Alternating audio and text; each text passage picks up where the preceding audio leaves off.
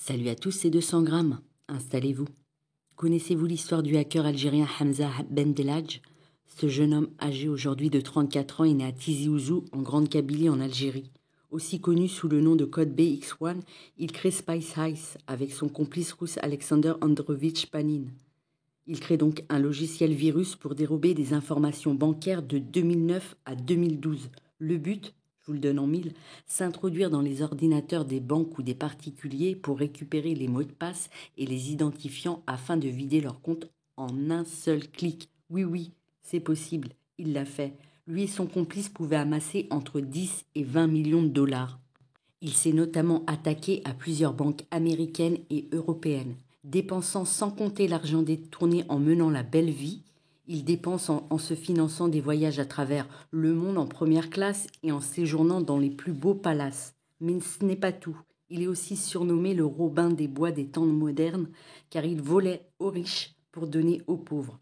Il a notamment fait des dons à des ONG en Palestine et en Afrique notamment, et aurait également accordé des visas à des jeunes Algériens en piratant les sites des affaires étrangères, rien que ça.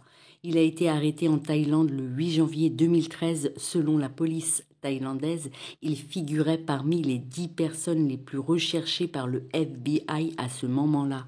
La Thaïlande, après 3 mois d'incarcération, le livre finalement à la police américaine pour y être jugé à Atlanta, en Géorgie, aux États-Unis.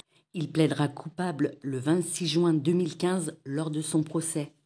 La justice américaine le condamne à 15 ans de prison le 20 avril 2016 et 3 ans de liberté surveillée.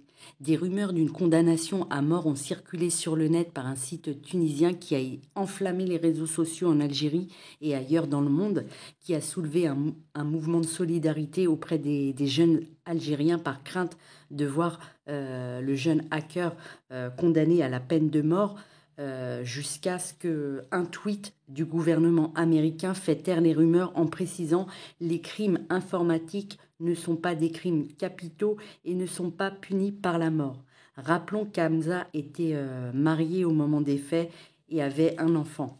Il a toujours un enfant d'ailleurs. Il devrait sortir de prison entre 2028 et 2030. Qu'en pensez-vous? N'oubliez pas de me laisser un petit commentaire. N'oubliez pas de me suivre sur TikTok ainsi que sur YouTube pour plus d'histoires, faits divers, crimes, médias. Merci beaucoup, à bientôt, 200 grammes.